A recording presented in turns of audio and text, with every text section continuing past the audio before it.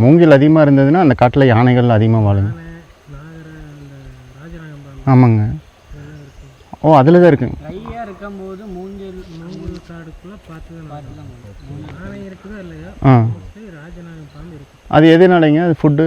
அது ஃபுட்டுக்காக இல்லைங்க, புதரு. அந்த இலை இருக்குது இல்லைங்க, அந்த மூங்கிலோட இலை. அதெல்லாம் அந்த முட்டை சீசனில் அந்த பாம்பு முட்டை போடும்.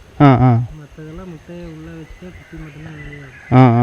பாம்பு மட்டும்தான் முட்டையை போட்டு கோழி மாதிரியே அடக்காத்து குஞ்சு பொரிக்கிறது. ஓகேங்க.